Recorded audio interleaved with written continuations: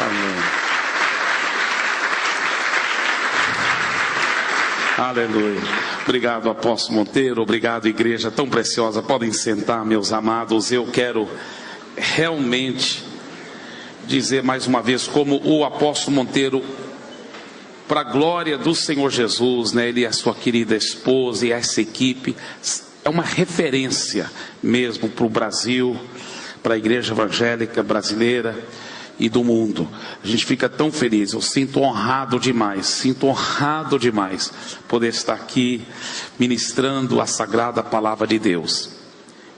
Eu sempre gosto de começar com uma coisa engraçada. E teve um pastor que estava olhando nas coisas do quarto dele, foi abrir umas gavetas da esposa dele e achou uma caixa estranha que ele nunca tinha visto. E nessa caixa ele achou 6 ovos de galinha, e achou R$2.500. Ele falou: mas que coisa é essa? Ele chamou a esposa: amor, que caixa é essa, amor? Ela falou: não era para você ter visto isso. Ele falou: amor, nós não guardamos segredo um do outro, você sabe disso, nossa vida totalmente transparente um com o outro, você não pode guardar segredo. Que caixa é essa? Tem que me explicar, por que esses ovos aqui? Ela falou: não, nesses 35 anos que nós somos casados, que você também está pastoreando, né? 35 anos atrás, que você foi ordenado pastor, igual os pastores foram ordenados hoje aqui, já faz 35 anos, toda vez que você pregava uma mensagem que eu não achava tão legal, tão ungida, eu colocava um ovo na caixa. Aí ele viu só 6 ovos, ele pensou, né, consigo mesmo: então o negócio foi bom, em 35 anos, só 6 mensagens que não foram tão boas. Ele estava já ficando feliz, né? Ele falou: e os R$2.500, o que é isso? Ela falou: não, toda vez que completava uma dúzia eu vendia os ovos.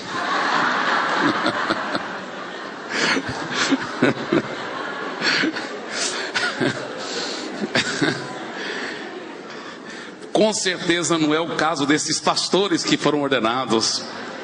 Suas esposas não vão fazer uma coisa dessa, em nome de Jesus.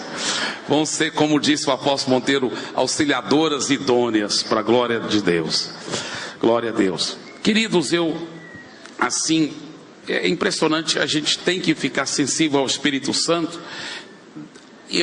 Antes da ordenação dos pastores, eu senti claramente o Espírito Santo me dizendo para mudar o tema que eu ia pregar. Eu ia pregar sobre a missão tríplice do Espírito Santo. Eu senti fortemente Deus falando para pregar uma outra mensagem que eu estou intitulando A Importância de Paixão pelas Almas. E veja bem, eu sei que essa igreja aqui, obviamente, está tendo muita paixão pelas almas, está crescendo, fundando novos trabalhos. Eu soube que um dos casais de pastores aqui na frente trabalham lá na ilha do Marajó, né? Ganhoão, 36 horas, mas é na ilha de Marajó, 36 horas de barco daqui. Então essa igreja é uma igreja missionária, plantando muitas igrejas, ganhando muitas almas. Amanhã vai ter um batismo, eu creio que vai passar do 100 tranquilo. É uma coisa fantástica o que Deus está fazendo. Vocês estão de parabéns. Mas eu sei que tanto você como eu, todos nós queremos crescer nesta área. E tem um trecho na palavra de Deus impressionante. Eu gostaria que vocês abrissem as suas Bíblias lá, por favor, para o livro de Apocalipse capítulo 3. Apocalipse capítulo 3. E é interessante porque alguém disse o seguinte: que a pessoa inteligente aprende com seus próprios erros, mas mais inteligente ainda é aprender com os erros dos outros. Não é verdade? E a igreja de Laodiceia tinha vários erros com os quais nós podemos aprender com os erros deles, para nós não repetirmos esses erros. Sabe, alguns teólogos dizem que essas 7 igrejas do Apocalipse simbolizam 7 épocas da história da igreja. Então, seria 7 épocas da história da igreja, começando com desde a igreja primitiva até a última igreja antes de Jesus voltar. Se assim for, e se estivermos na última etapa, na última época antes da volta de Jesus, aí é muito significativo estudarmos essa igreja, porque a igreja de Laodiceia era a 7ª dessas 7 igrejas. Então é aquela 7ª etapa. Agora, todos nós podemos aprender com essa igreja, não só com os acertos dela, mas acima de tudo, nesse caso, com os erros dela. Nós vemos aqui uma igreja que a igreja de Laodiceia, que precisava ter muito mais paixão por vidas. Olha o que diz a palavra de Deus em Apocalipse capítulo 3, versículos 14 a 22. Ao anjo da igreja em Laodiceia escreve: essas coisas diz o Amém, a testemunha fiel e verdadeira, o princípio da criação de Deus. Conheço as tuas obras, que nem és frio nem quente. Quem dera fosses frio ou quente. Assim, porque és morno, e nem és quente nem frio, estou a ponto de vomitar-te da minha boca. Pois dizes: estou rico e abastado, e não preciso de coisa alguma, e nem sabes que tu és infeliz, sim, miserável, pobre, cego e nu. Aconselho-te que de mim compres ouro refinado pelo fogo para te enriqueceres, vestiduras brancas para te vestires, a fim de que não seja manifesta a vergonha da tua nudez, e colírio para ungires os olhos, a fim de que vejas. Eu repreendo e disciplino a quantos amo. Sê, pois, zeloso e arrepende-te. Eis que estou à porta e bato. Se alguém ouvir a minha voz e abrir a porta, entrarei em sua casa, e cearei com ele, e ele comigo. Ao vencedor dar-lhe-ei sentar-se comigo no meu trono, assim como também eu venci e me sentei com meu Pai no seu trono. Quem tem ouvidos, ouça o que o Espírito diz às igrejas. Agora, vamos estudar esse texto. O texto é endereçado no versículo 14 para a igreja de Laodiceia. E no versículo 15 ele diz: conheço as tuas obras, que nem és frio nem quente. Quem dera fosses frio ou quente. Aqui nós vemos a síndrome do cristão morno. Ele diz: assim porque és morno e nem és quente nem frio, estou a ponto de vomitar-te da minha boca. Interessante, porque essa cidade de Laodiceia era uma cidade muito rica. Muito rica. Ela tinha 3 indústrias principais, mas ela era uma cidade muito rica, e ela só não pôde se tornar uma das cidades mais importantes do Império Romano, porque ela tinha um grande defeito: ela não tinha fonte de água própria. E qualquer cidade naquela época que não tinha fonte de água própria sempre se tornava vulnerável aos seus inimigos, porque os inimigos poderiam vir cercar a cidade e cortar o abastecimento de água, e assim fazer a cidade se render. Por que Laodiceia, pelo fato de Laodiceia não ter fonte de água própria, ela canalizava essa água vindo de fontes térmicas, quilômetros de distância. Era água mineral, natural, térmica, quente. E essa água, ao chegar até Laodiceia, não estava mais quente, mas não estava fria ainda também não, estava morna. E não sei se você já tentou beber água morna rápida. Uma vez eu fiz num acampamento lá em Santarém. Eu tinha uma água mineral dentro de uma garrafa, e eu voltei lá para minha cabana. Quando eu estava com muita sede, eu não sabia que a água tinha ficado no sol, e eu fui beber rápido, quase que eu vomitei, porque aquela água estava muito morna, e água morna, ela provoca o vômito mesmo. E Deus disse: olha, vocês, meus filhos, não são quentes, pegando fogo para mim, mas vocês também não são frios, vocês estão mornos. E eu até prefiro que vocês sejam frios ou quentes, porque eu não aguento vocês serem mornos assim. Estou a ponto de vomitar-te da minha boca. E os laodicenses sabiam muito bem o que era água morna, porque a água que chegava na cidade deles era morna. Eles não podiam beber. Eles pegavam aquela água, colocavam em potes de barro para poder beber depois dela esfriar. Então eles sabiam muito bem como era horrível a água morna.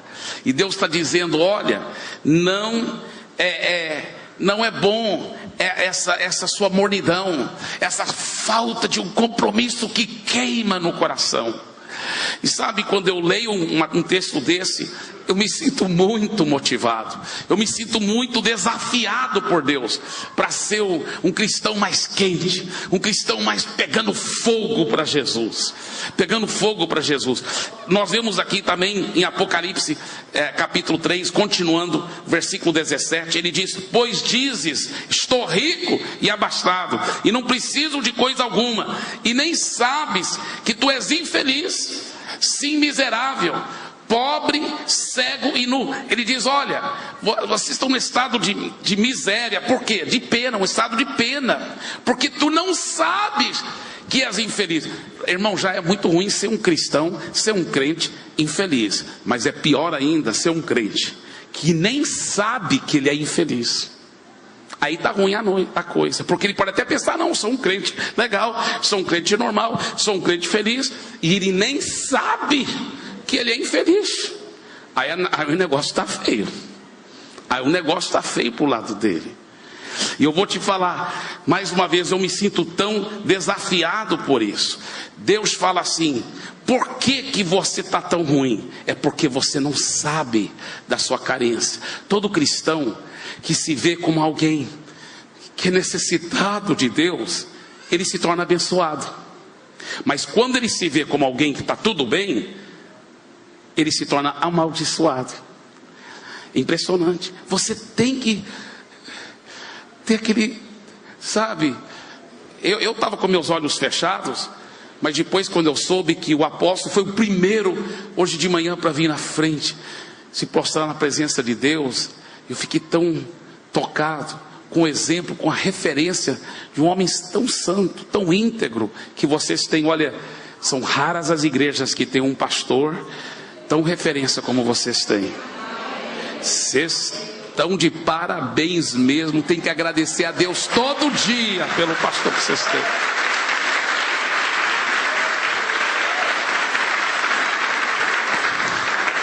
E olha, queridos, esse é o segredo dele. Aliás, esse é o segredo de todo cristão vitorioso.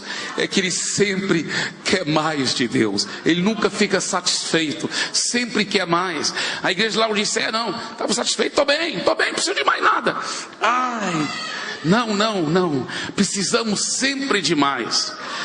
Deus valoriza o vazio, porque no vazio que Deus pode preencher. Amém? Enquanto você está cheio de si mesmo, cheio da sua própria autojustiça, Deus não pode fazer nada por você. Mas quando você está carente, vazio, dependente dele, aí ele pode preencher a sua vida.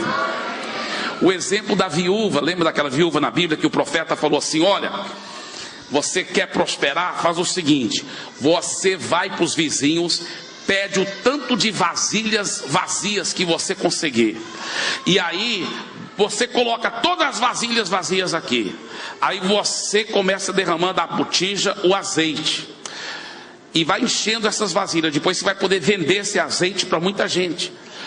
E o azeite da botija encheu todas as vasilhas. Quando ela foi encher a última vasilha vazia, quando encheu aquela vasilha vazia, a última, aí o azeite acabou. Em outras palavras, se ela tivesse tido mais vasilhas, ela teria tido mais azeite. Olha só, o tamanho do seu vazio é que vai determinar a quantidade do seu azeite, da sua unção. Quanto mais vazio você tiver, mais azeite do Espírito você vai atrair sobre a sua vida.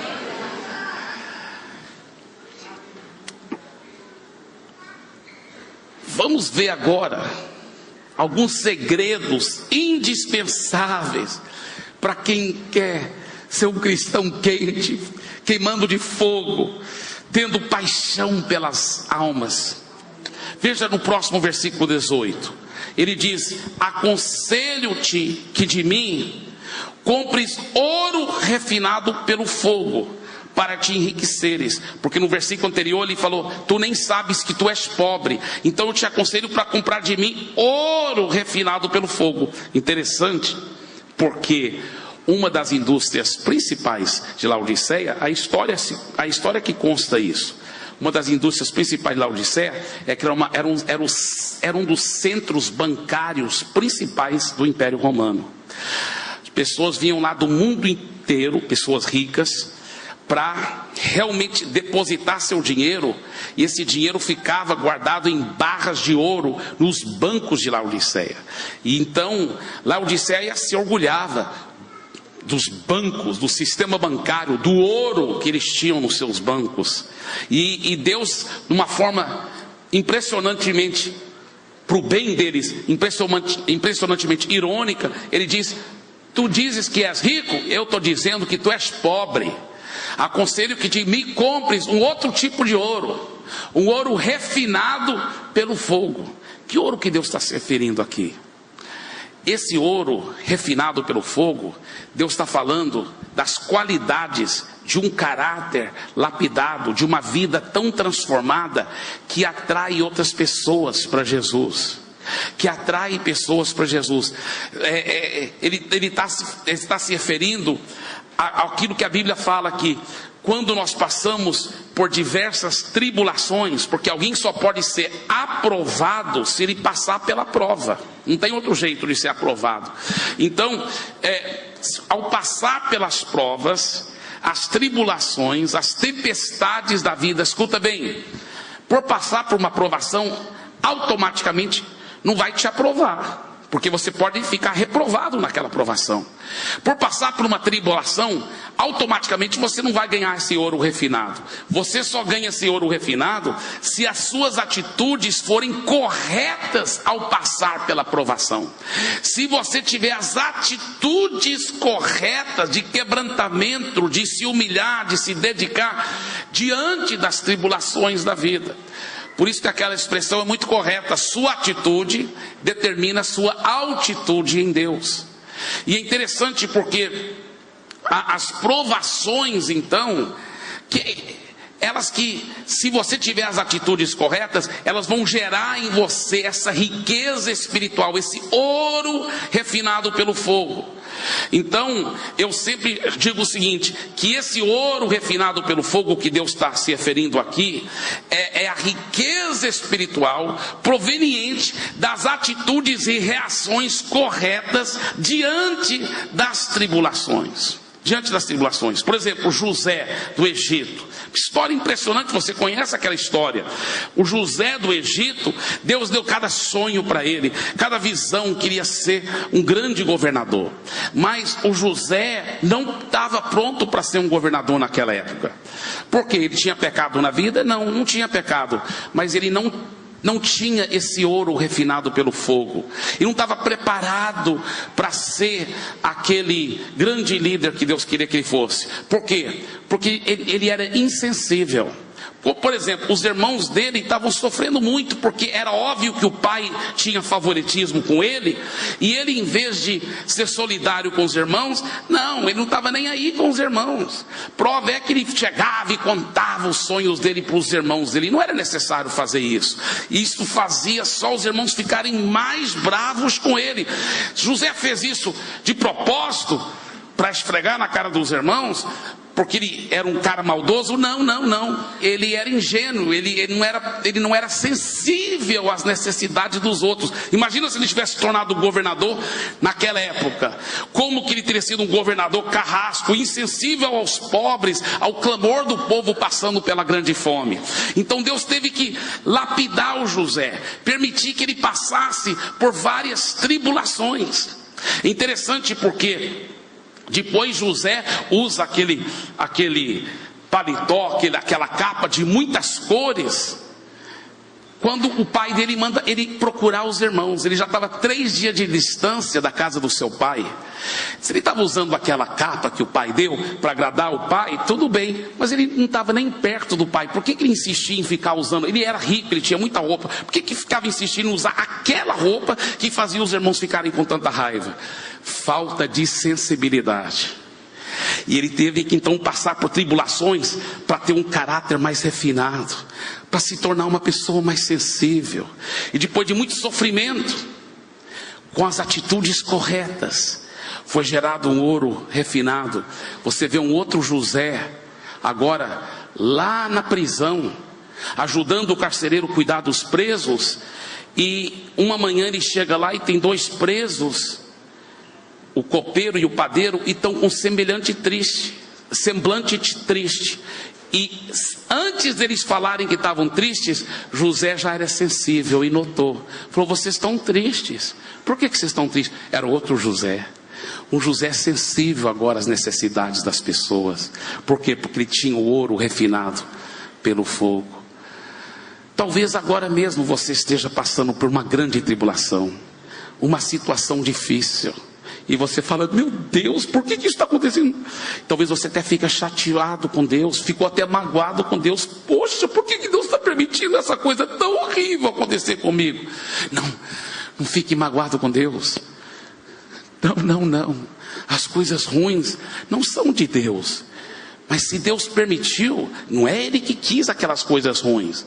Sabe, não vai culpar Deus. Deus que colocou câncer no meu filho, Deus que fez isso. Meu Deus, pessoas acusam Deus dos crimes mais hediondos. Você nunca faria isso? Você está acusando Deus de uma coisa dessa? Olha, acusa o diabo, acusa a sogra não. Acusa qualquer uma, não acuse a Deus, pelo amor de Deus. Amém? Deus é amoroso. Deus quer abençoar a sua vida. Diga: Deus está no meu lado. Quando você fica magoado com Deus, escuta bem o que eu vou dizer. Quando você fica magoado com Deus ao passar uma tribulação, sabe o que você faz no mundo espiritual? Você se afasta do único que tem a solução para o seu problema. Como o diabo é sujo, ele atiça os problemas, aí depois ele põe a culpa em Deus, para você ficar magoado com Deus. E aí você no mundo espiritual se afasta do único que tem a solução para aquele problema. É muito forte isso. Não acuse a Deus. Deus te ama mais do que você imagina.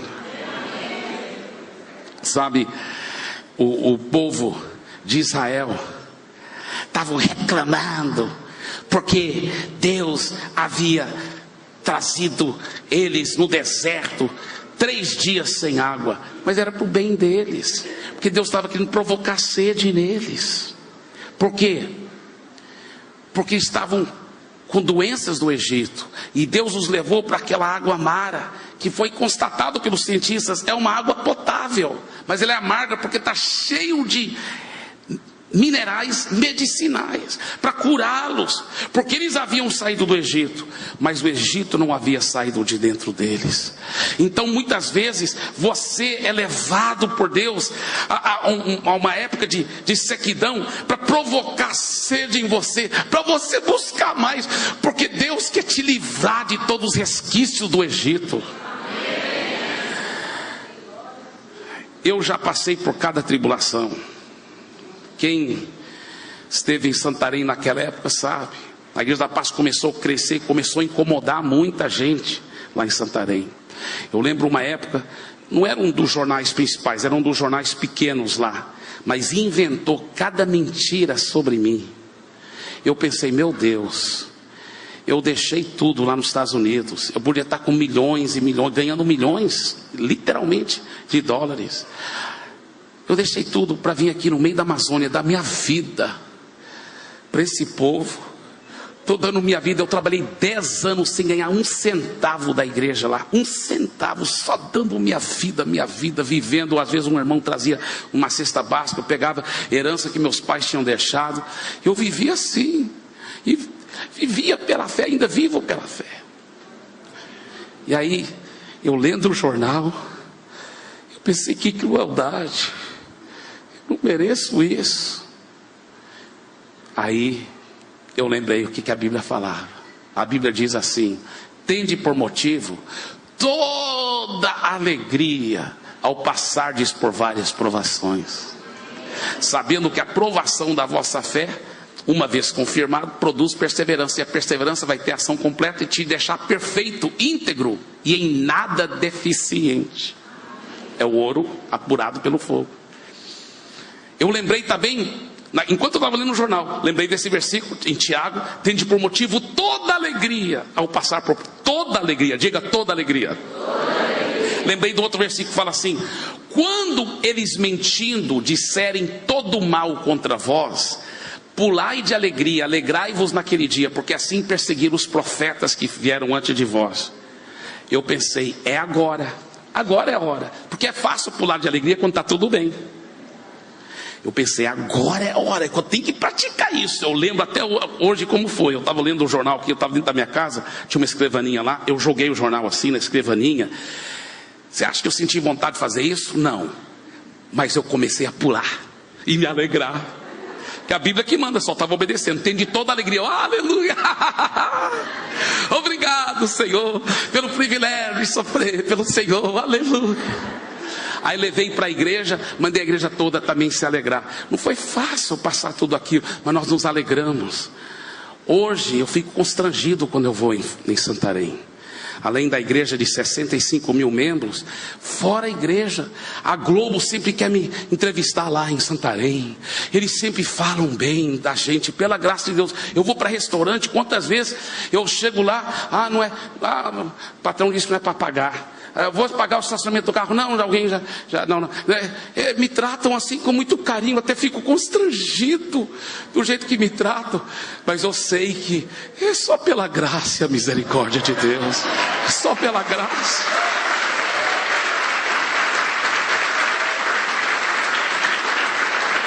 Logo que nós casamos, nós tivemos um incidente interessante, porque eu e minha esposa, nós não estávamos sendo sustentados pela igreja, só vivendo pela fé, e nós fizemos uma lista das coisas, e a gente sempre gosta de orar junto, eu e minha preciosa esposa. Inclusive ela está pregando nesse momento lá em Minas Gerais, e nós fizemos uma lista, e essa lista era tipo assim, sobre quantas almas a gente queria ganhar para Jesus, sobre o crescimento da igreja, sobre a salvação dos nossos parentes, e também, mais perto do final da lista, sobre o nosso sustento, de Deus cuidar da gente financeiramente e tal. E a gente orava e concordava em fé todo dia em cima dessa lista. Aí nós tínhamos um Gol, só que o Gol começou a ficar velho, e eu comecei a gastar muito tempo levando o Gol para a oficina mecânica. Eu falei: Deus, não é que eu quero ser tudo orgulhoso, mas eu queria ter um carro zero, para eu não precisar e ficar ocupando tanto tempo precioso que eu podia estar ganhando almas, consertando o Gol. Porque aquele meu Gol, ele agia como todo bom crente deve agir. Aonde ele parava, ele pregava.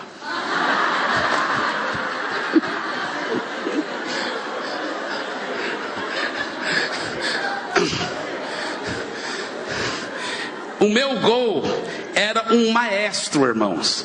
Em cada esquina era um concerto. Então, falei com minha esposa, que na época Santarém tinha muito areião.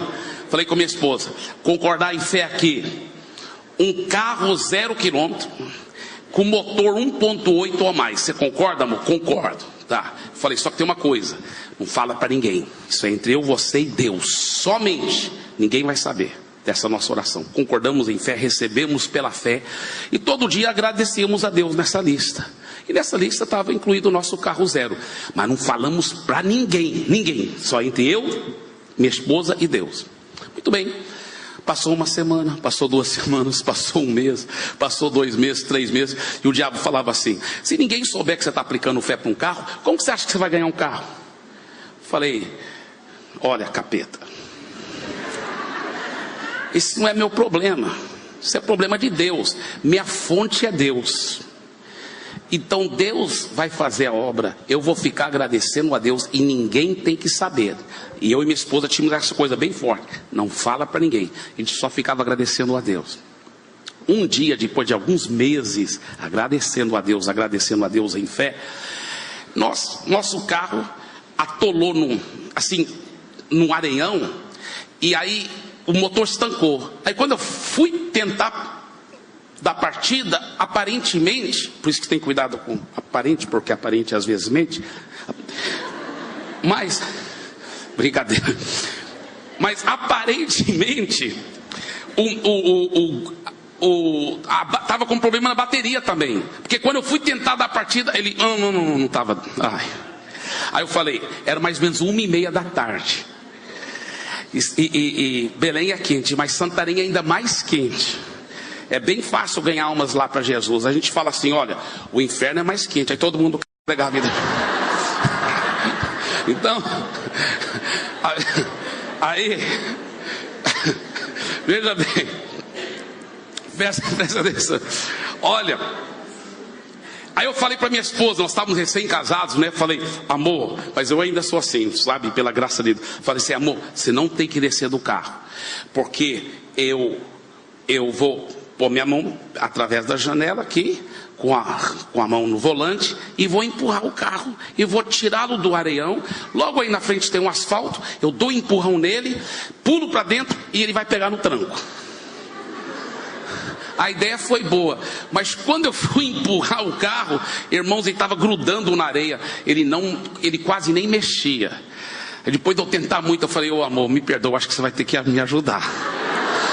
Ela falou, claro, amor, não tem problema. E ela foi lá atrás para empurrar. E ela foi empurrar aqui atrás, e eu empurrando aqui na frente.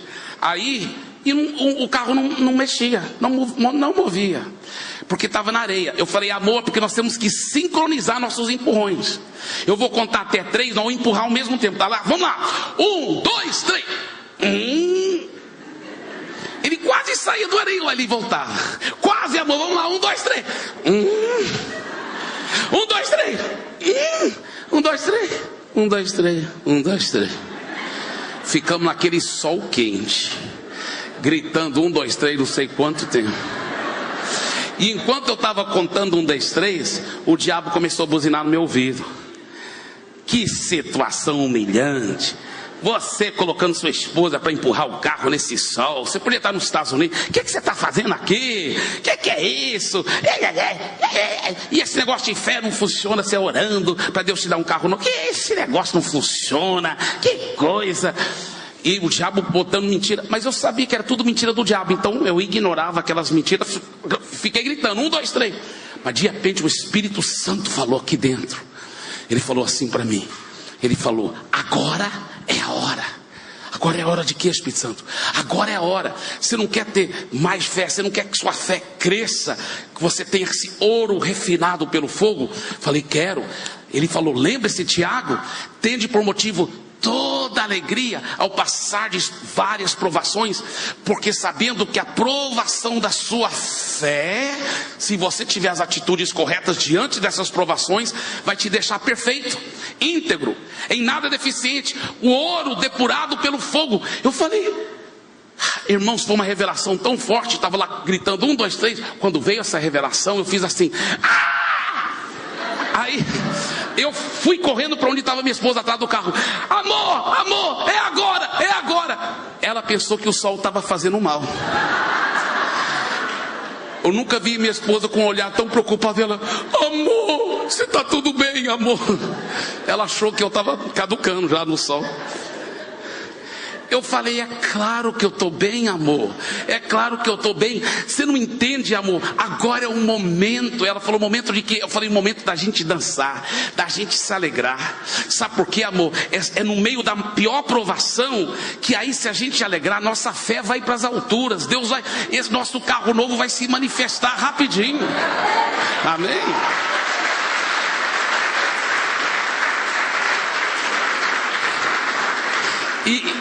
E ela é uma grande mulher de Deus, ela entendeu na hora. E aí nós dois começamos lá naquele sol, naquele areião, começamos a pular e dançar. Isso já era umas 1h45, mais ou menos da tarde. Aleluia! Eu acho que alguém passasse lá e ia falar, os dois estão doidos. Mas nós ficamos pulando e alegrando. Sabe, irmãos, passou poucos dias, aí um empresário da igreja chegou para mim e falou assim, pastor, eu tive um sonho. Nesse sonho eu me vi te dando a chave de um carro zero, pastor. Pastor, esse sonho é de Deus?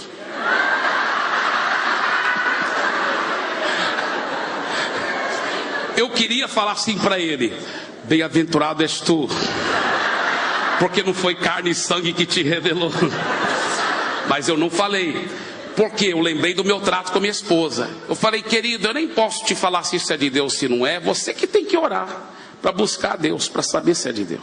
Depois ele orou, voltou comigo, falou assim: pastor, eu orei, Deus falou que era sim, o sonho veio dele. Então eu tenho um Monza usado, era seminovo, lindo, e era 1.8 por sinal. Eu tenho um Monza muito lindo, e eu vou comprar porque ele tinha um Ômega também. Naquela época, Ômega e Monza eram carrões, né? Ele falou: eu vou comprar um outro carro zero para mim, e eu vou te dar um Monza. Eu lembrei que Deus, né, tinha me falado sobre carro zero, mas eu pensei: poxa, que um Monza é lindo. Eu falei: irmão, você só faz como Deus te dirigir. Ele falou: eu vou te dar um Monza. Só que passou mais ou menos uma semana e não me deu um Monza. Aí ele voltou comigo, falou: pastor, não vou te dar um Monza. Eu falei: fique tranquilo, fique na paz, querido. Isso aí não... minha fonte é Deus. Eu estava pensando comigo, minha fonte é Deus. Eu não falei nada para ele, falei: fique tranquilo. Ele falou: não, pastor, sabe por que eu não vou te dar um Monza? Eu falei: por quê, irmão? Ele falou: porque, olha, depois que eu decidi te dar um Monza, eu comecei a passar mal. E eu falei para Deus: Deus, por que eu estou passando mal? E Deus falou comigo, pastor. Deus falou comigo. Deus disse: no sonho que eu te dei, você estava dando para o meu servo a chave de um carro zero, não de um usado. Então, pastor, eu vou ter que dar um carro zero para o senhor. Falei: irmão, se for para o bem da sua saúde... Brincadeira, eu não falei isso, né? Aí eles me levaram lá para a concessionária de veículos. O carro estava naquele pátio principal de amostra. Era o carro que eles tinham escolhido, um carro 0 quilômetro. Adivinha o tamanho do motor? 1.8. Nós não tínhamos falado para ninguém. Para mim é uma aprovação pequena, negócio de carro, coisas materiais não são as mais importantes. Mas é só uma amostra, como o Papai do Céu cuida de nós. E como esse ouro refinado pelo fogo funciona se você tiver as atitudes corretas diante das tribulações da vida. Continuando no texto, ele fala assim: aconselho-te que de mim compres ouro refinado pelo fogo para te enriquecer. E diga: ouro refinado pelo fogo. Segunda coisa que ele fala: vestiduras brancas para te vestires. Diga: vestiduras brancas para te vestires. Irmãos, lembra que eu falei que Laodiceia tinha 3 fontes econômicas, né? 3 indústrias principais. Uma era o sistema bancário, outro era uma fabricação de roupas, porque lá em Laodiceia eles tinham desenvolvido uma técnica de tingir os tecidos que eles fabricavam com um negro, um preto lindo. E as roupas negras de Laodiceia eram famosas em todo o Império Romano. E eram roupas negras muito lindas. Então Deus está mais uma vez usando aqui de santa ironia, quando ele diz: tu dizes que tu és rico e abastado, tu não sabes que tu és pobre, cego e nu. E aconselho que me compres roupas brancas, não essa roupa negra sua tão famosa, mas roupas brancas para vestir a tua nudez. Deus está falando de que tipo de nudez? Nudez espiritual. Essas roupas brancas falam de uma vida de santidade. Uma vida de santidade. Sabe, se nós quisermos ser pessoas quentes, apaixonadas por Jesus, apaixonados por almas, temos que estar vestidos sempre com roupas brancas. Em outras palavras, temos que estar sempre andando em santidade, em profunda santidade. Sabe, queridos, é a santificação que gera a frutificação. Ovelha que é sadia, que é saudável, ela sempre vai dar muita cria, ela vai ganhar muitas almas para Jesus. Ela está tão cheia da presença de Jesus que ela, sem querendo, ela acaba arrastando as pessoas para a igreja, para a célula. Ela está tão cheia de Jesus que ela atrai as pessoas para Jesus. Isso que é o fato, isso é um princípio, sabe? Agora, queridos, eu viajo muito pelo Brasil afora, eu conheço milhares de cristãos, e muitas vezes eu vejo, assim, uma coisa muito triste no meio dos cristãos, que entra ano e sai ano, e continuam os mesmos pecados. Às vezes é um casal que já está com 20 anos casado, 20 anos seguindo Jesus, mas ainda em vez em quando brincam de uma forma tão feia. Às vezes é um homem que já faz anos, que em vez em quando está caindo de novo, acessando um site pornográfico, e pede perdão a Deus. Deus perdoa, mas Deus não quer só perdoar, Deus quer curá-lo daquilo. Eu, pessoalmente, tenho muita misericórdia e compaixão com aqueles que realmente querem andar em vitória e não estão conseguindo. Porque quando eu era um pastor solteiro, eu ainda era solteiro, mas eu passei por um problema muito sério na minha vida. Eu estava tentando lutar, eu orava, eu jejuava, eu gritava, eu não estava conseguindo vencer certos pecados. As duas coisas que Deus mais usou foi, primeiro, intimidade com Ele. Eu vi aí esse banner, parabéns, tempo com Deus. Tempo com Deus. Eu creio que esse é o segredo dos segredos na vida cristã. É você cultivar a intimidade com Deus. Eu comecei a tirar muito tempo com Deus. Isso foi a primeira coisa que mais me ajudou a colocar essas roupas brancas.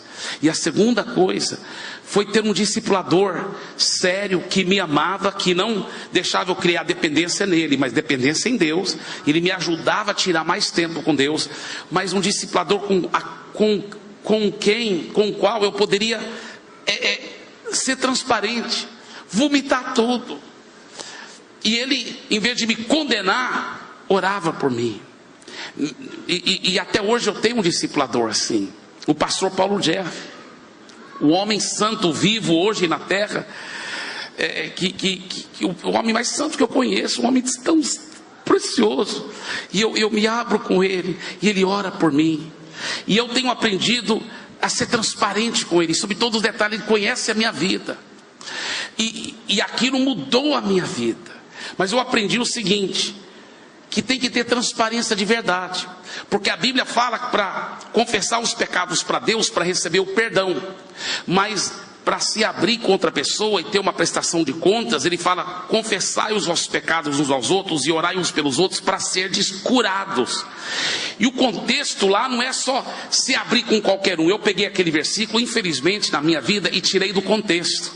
E eu estava me abrindo com outro irmão que também não podia me ajudar. Mas o contexto daquele versículo, ele fala: confessai os vossos pecados uns aos outros. O contexto lá é o seguinte: você está com um problema na sua vida, com uma enfermidade física, emocional, espiritual, seja qualquer tipo de problema que você não está conseguindo vencer, ele fala: chama os presbíteros da igreja, ou seja, alguém que te preside espiritualmente, alguém que tem autoridade espiritual sobre a sua vida. E sempre nós encorajamos homem com homem, mulher com mulher. E abra com aquela pessoa, ela vai orar sobre você. Isso não é só uma vez que você vai se abrir, não, é uma prestação de contas, é uma transparência, é um acompanhamento. E ele fala: você vai ser curado. E lá naquele versículo que ele fala: confessai os vossos pecados uns aos outros e orai uns pelos outros, é uma ação contínua para serdes curados. Aquela palavra curados no grego pode ser traduzida assim: libertos do pecado. Irmãos, isso mudou minha vida. Porque eu ainda como solteiro comecei a fazer isso. Comecei a ser transparente. Eu comecei, ainda como solteiro, a andar em cada vez mais vitória. E ainda como solteiro, por anos, eu continuei andando em total vitória. Até casar e até hoje, pela misericórdia de Deus, continuo andando em vitória. Mas o segredo, eu sei que é só misericórdia e a graça dele. Mas esse acompanhamento, sabe por quê? Muitas vezes nós somos orgulhosos. Não preciso me abrir com ninguém não. Eu com Deus eu vou vencer. Sabe o que você está falando? Você está dizendo: eu posso cortar meu braço aqui, jogar o braço aqui sobre o altar, e ele vai sobreviver sozinho. Não vai. Se eu cortasse meu braço agora, jogasse meu braço ali, ele apodrecer. Eu preciso do corpo de Cristo. Nós precisamos um do outro. Por isso que esse discipulado aqui é tão importante. De receber acompanhamento, de ajuda. Isso mudou minha vida. Mas eu aprendi o segredo. Tem que ser transparente. Que às vezes a pessoa, ela fala assim, a irmã fala assim para a discipuladora dela: ore por mim, para que ela está se abrindo com a discipuladora, para eu ter mais cuidado com a minha boca. Ela não vai ser curada, porque ela não está sendo transparente como ela deve ser. Ela tinha que falar: ore por mim, porque eu sou fofoqueira mesmo, fico falando mal de todo mundo, quero ser curado desse mal. Aí ela vai ser curada, porque ela está realmente vomitando tudo, amém? Ou aquele irmão que fala assim para o dissipador: ore por mim, que eu tenho que ter mais cuidado com meus olhos. Não vai ser curado desse jeito. Ele tem que se abrir. Não, estou acessando um site pornográfico, comunicando com prostituta virtual, ore por mim. Aí ele vai vomitar tudo, ele vai ser curado. Ou igual aquela irmã que vai abrir com a discipuladora dela: ah, minha discipuladora, ore por mim, que eu tenho que ser mais amorosa em casa. Não vai ser curada não, porque não está confessando mesmo, não está se abrindo. Tem que confessar tudo, tem que falar tudo. Olha, quando ninguém está olhando, é só nossa família, e alguém aperta os botões errados, eu perco o controle, jogo panela, fico até endemoniada. Aí ela vai ficar curada. Amém? Igual aquele irmão que foi confessar para o discipulador, né? Discipulador, ore por mim, que eu roubei uma corda, quero ser curado desse problema. Não vai ser curado não, sabe por quê? Ele não confessou que na outra ponta da corda tinha uma vaca que ele tinha roubado também. Fala para o seu vizinho: tem que confessar a vaca também.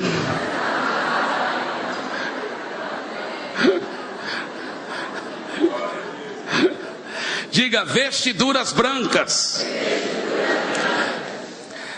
Aí ele fala assim: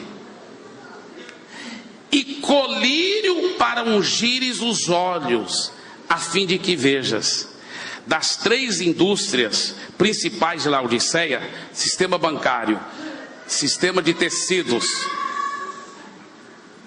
a indústria principal era na oftalmologia. Laodiceia era o maior centro oftalmológico do Império Romano. Todas as pessoas ricas que tinham problema de olhos iam lá para se consultar, porque os melhores médicos oftalmologistas, eles trabalhavam lá em Laodiceia. Lá tinha um grande centro oftalmológico, e Laodiceia era extremamente famosa por um colírio que ela produzia. Esse colírio, diziam todos, era o melhor colírio do mercado, porque ele realmente ajudava a curar muitas doenças dos olhos. E aqui Deus mais uma vez usa de santa ironia, e ele diz: olha, você deve adquirir de mim um colírio para ungir os seus olhos, porque tu és cego, e tu tem que adquirir de mim esse colírio para ungires os teus olhos, a fim de que vejas. O que Deus está falando? Porque o que eles não estavam enxergando?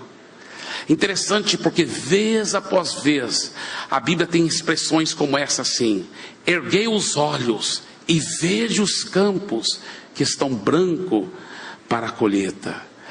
Eles não estavam enxergando as pessoas que estavam precisando de Jesus. Eles não estavam com aquela paixão pelas almas. Eles não estavam queimando por amor às pessoas. Sabe, a Bíblia mostra tão claramente a necessidade que nós temos de ser apaixonado por vidas. Como eu disse, isso vem principalmente através da intimidade com Jesus, porque é o vertical que vai gerar o horizontal.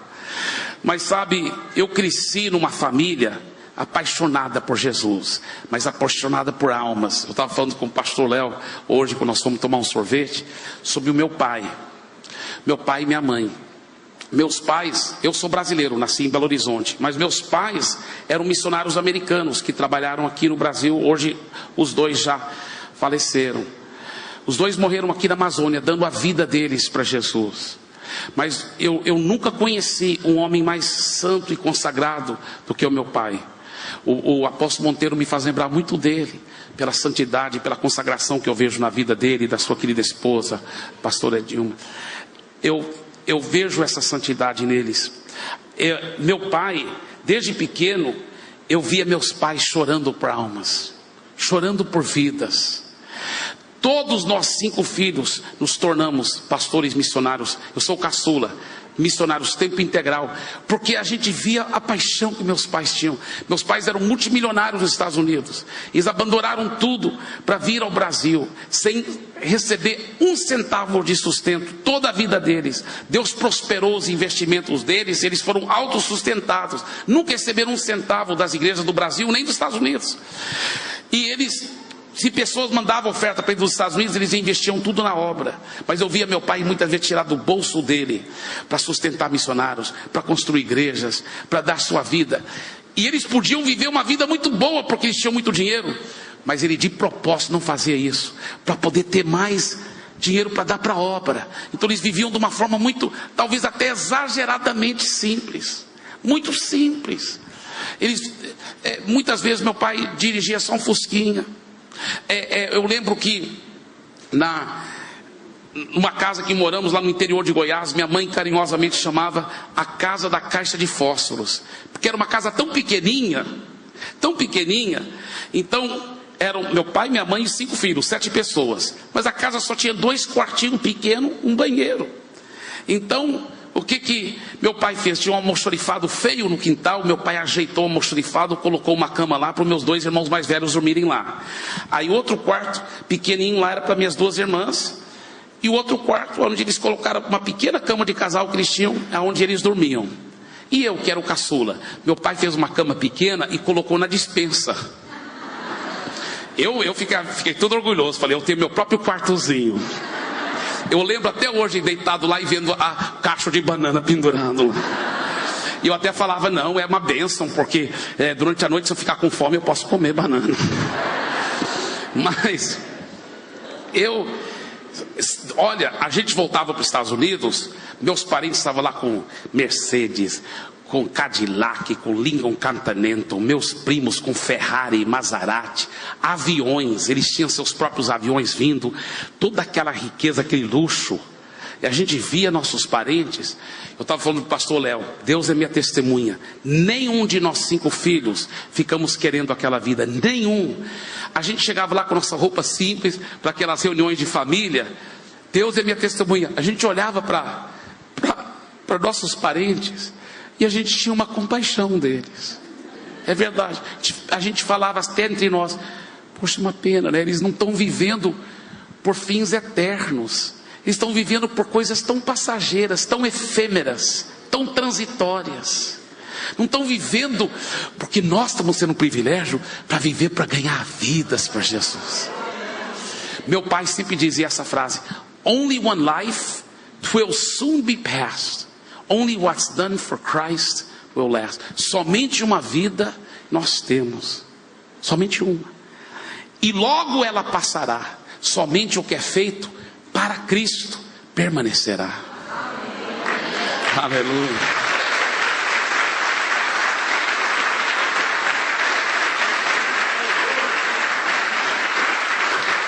Uma vez veio um casal para nos visitar. E vieram de outra, eu acho que, não sei se foi dos Estados Unidos, de onde vieram. Meus pais não sabiam onde colocá-los. Não, eles vão ficar no nosso quarto. Então minha mãe trocou os lençóis, ajeitou a caminha deles lá para o casal. Depois que o casal dormiu, depois que todo mundo foi dormir, aí meus pais olharam para o outro: e nós vamos dormir aonde? Porque a casa era tão pequena que nem no piso tinha espaço para eles dormirem. Aí minha mãe teve uma ideia. Ela colocou um lençol na mesa da cozinha e os 2 foram dormir lá. Assim que era a vida dos meus pais. E eles faziam isso com alegria.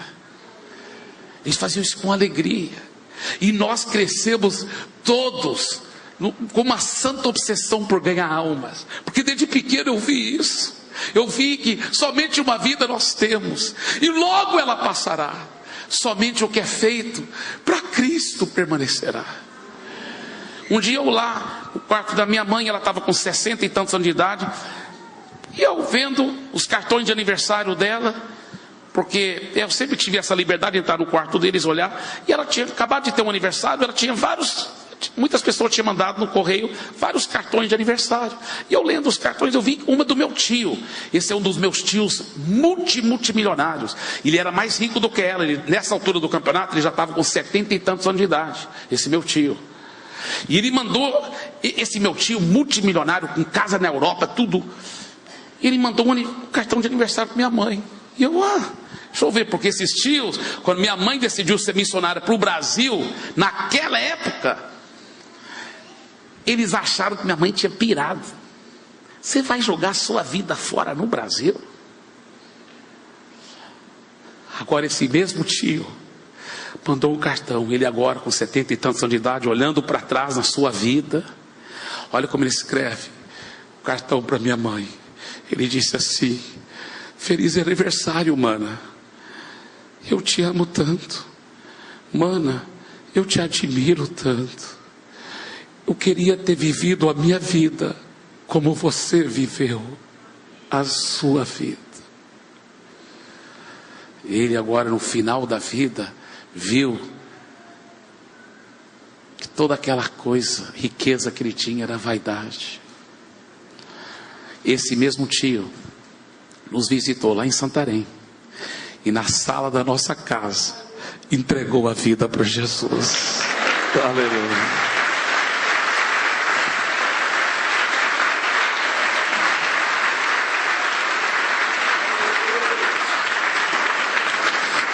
Ele ainda velhinho, bem velhinho, voltou para os Estados Unidos, ainda foi batizado. Ele foi morrer com 90 e poucos anos de idade, amando Jesus, servindo Jesus. Mas nós filhos sabíamos, só que ele chegou no céu sem galardão. Meus pais morreram, mortes aqui na Amazônia. Meu pai estava em Parintins, ajudando minha irmã solteira, fundando igrejas lá, trabalhando no hospital público, simples, desculpa dizer, mas sujo, naquela simplicidade. Meu pai com 88 anos de idade, eu estive ao lado da cama dele, antes dele falecer. Ele estava vendo anjos. Meu pai era um homem extremamente íntegro, eu nunca conheci um homem tão íntegro como meu pai. Se ele falou que estava vendo anjo, é porque estava vendo anjo mesmo. Meu pai, eu lembro a gente sair de férias no nosso Fusquinha. Naquela época não era proibido, né? Aquele monte de gente na frente sem cinto de segurança. 7 pessoas no Fusquinha. Parava no posto de gasolina. Meu pai pagava, tal, colocava gasolina. Saíamos. Talvez 1 hora de viagem. Aí meu pai estava, não estou lembrado se eu paguei o frentista. Aí minha mãe muitas vezes falava, não, eu vi você pagando, você pagou. Ah, tá, tudo bem. Mas eu lembro, algumas vezes minha mãe falava, eu não vi, porque eu estava no banheiro, não sei se você pagou. Meu pai falou, pois é, eu acho que eu paguei, tenho quase certeza, mas não tenho certeza total. Então nós vamos voltar. Aí voltávamos lá para aquele posto. Aí meu pai pergunta, o frentista vinha, meu pai, uai, o que é que o senhor está? Não, eu queria só saber, meu pai pergunta, eu paguei para o senhor? Pagou, ah, tá, tudo bem. Aí lá vai a gente voltando. Eu cresci com esse tipo de modelo, de integridade, essa é referência, de paixão por vidas. Sabe, queridos, eu me tornei muito amigo do evangelista Reinhard Bonk. E uma vez eu estava comendo com ele, eu falei, Bonk, hoje o Bonk você sabe, talvez mais do que qualquer outra pessoa, seja cantor de rock, seja papa, é o homem que mais tem estado frente a frente com mais milhões de pessoas na história do planeta Terra. Ele já teve em uma só noite 5 milhões de decisões. Isso é com cartão, com endereço preenchido. É uma coisa de louco. É um grande homem, e que homem santo, né? Nós conhecemos o pastor Léo, que homem que inspira a presença de Deus. E uma vez eu estava comendo com ele lá em Santarém, quando ele foi pregar em Santarém, eu comendo lá com ele no restaurante, eu falei, Bonk, me disseram tal e tal coisa, é verdade essa história? Ele falou, é verdade. Eu falei, conta, que eu quero ouvir da sua boca os detalhes. Aí ele me contou. Falou que no começo do ministério dele, ele era bem pobrezinho, e ele tinha saído da Alemanha. Hoje ele é um cidadão naturalizado americano, mas ele tinha saído da Alemanha, e ele estava lá na África, e ele tinha aberto um pequeno escritório. Não lembro a quantia, eu não lembro se era $50, $500 por mês. Eu acho que talvez era $500 por mês que ele pagava de aluguel naquele escritório. Aí chegou o final do mês, no último dia, ele ainda não tinha o dinheiro, ou era quase o último dia. Depois ele me falou que Deus acabou providenciando o dinheiro para ele. Mas era quase o último dia eu acho que era. Ele fechou o escritório, se ajoelhou dentro do escritório e falou, Deus, eu não tenho dinheiro para pagar esse escritório. Eu estou confiando que o Senhor vai fazer um milagre, e eu vou descansar no Senhor. Já estava o final do expediente, e trancou o escritório do ministério dele, e a casa dele era perto, dentro da cidade, lá na África. Ele foi andando na calçada, indo para a casa dele. Quando ele estava andando na calçada, indo para a casa dele, Deus fala com ele. Deus diz assim, claramente, ele ouviu a voz de Deus, falou assim, meu filho, você quer que eu lhe dê $1 milhão? Na mesma hora, sabe o que ele fez? Quando Deus falou, meu filho, você quer que eu lhe dê $1 milhão? Ele se jogou lá na cidade mesmo, se jogou na calçada de joelho e começou a gritar bem alto, não, Senhor, não, eu não quero $1 milhão, eu quero 1 milhão de almas. De lá para cá ele ganhou milhões de almas. Milhões e milhões de dólares também tem fluído no ministério dele, mas ele não é ligado com isso. Ele é ligado com as almas. Ele é apaixonado por almas, por vidas. Sabe, queridos, nós temos que ser apaixonados por vidas. Eu estou encerrando, mas eu quero contar uma história impressionante. Essa história é verdadeira. Tinha um pastor, e ele chegou na frente da sua igreja e falou assim, eu tenho um amigo muito íntimo, esse é um senhor já de idade, e ele vai contar uma história para vocês. Chamou o homem lá, todo mundo aplaudiu. O homem começou a contar a história e falou assim, gente, existia um marinheiro experiente, muito bom esse marinheiro, conhecia como lidar no mar, e esse marinheiro tinha um filho, e o marinheiro e o filho eram apaixonados por Jesus. O filho estava no ensino médio, no colégio, e o filho chegou para o pai e falou, papai, eu quero ganhar um colega lá para Jesus, a gente podia programar no nosso velejador uma viagem no alto mar? O pai falou, tudo bem. E programaram um dia, aí saíram o pai, o filho e o colega dele, porque o filho queria ganhar o colega para Jesus. Ele falou, papai, nós vamos ganhá-lo para Jesus nessa viagem. Eles estavam no alto mar, irmãos, quando inesperadamente veio uma grande tempestade, mas uma tempestade violenta, tão violenta que apesar de ele ser muito experiente, o marinheiro, ele não conseguiu manter o velejador em pé, e o barco virou, e um rapaz foi jogado para um lado, no meio daquelas ondas, outro rapaz para o outro lado, e ele ainda conseguiu segurar, e tinha só uma boia. Só que os dois rapazes estavam distanciando rapidamente no meio da tempestade. Ele sabia que ele tinha que instantaneamente fazer uma decisão muito rápida de qual dos dois queria salvar, porque ele era muito experiente, ele sabia que só ia poder salvar um deles. E ele raciocinou rapidamente, ele pensou, meu filho, eu sou tão apaixonado por ele, mas ele vai para o céu. O outro jovem ainda não tem Jesus. É uma eternidade de sofrimento, não vou deixar isso acontecer. Então ele jogou a boia para o outro jovem, salvou aquele jovem, e o filho, infelizmente, morreu. Quando esse homem estava contando essa história lá na frente, o pastor que estava sentado no meio da audiência, ouviu alguém falar, essa história não pode ser verdadeira, nenhum pai faria isso. Então o pastor subiu rapidamente para o púlpito, chegou lá, pôs os ombros naquele senhor e falou, gente, essa história que meu amigo está contando é verdadeira mesmo, ela aconteceu. Vocês sabem quem é um marinheiro experiente? É esse homem, Ele está contando a história da vida dele. Sabe qual foi o jovem que ele salvou? Eu, o seu pastor.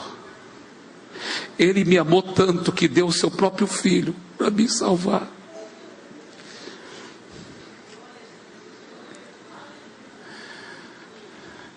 Sabe, queridos,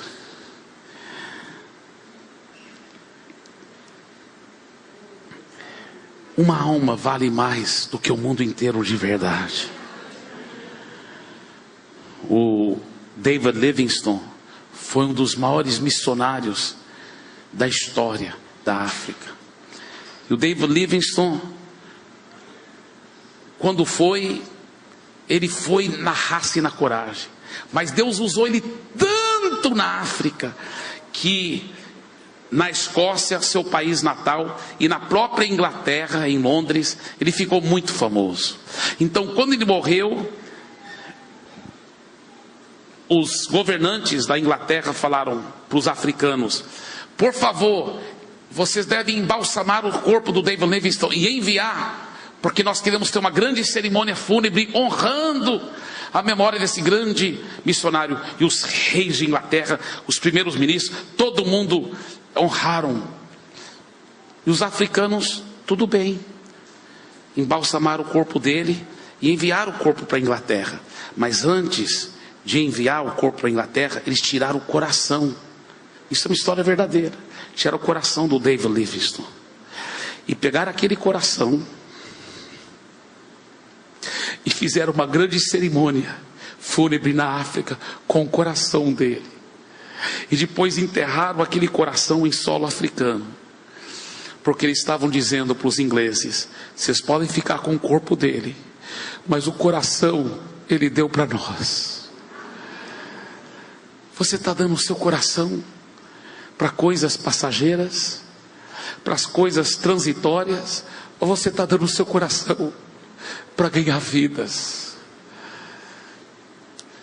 Only one life will soon be past. Only what's done for Christ will last. Somente uma vida nós temos, e logo, logo ela passará. Isso é um fato.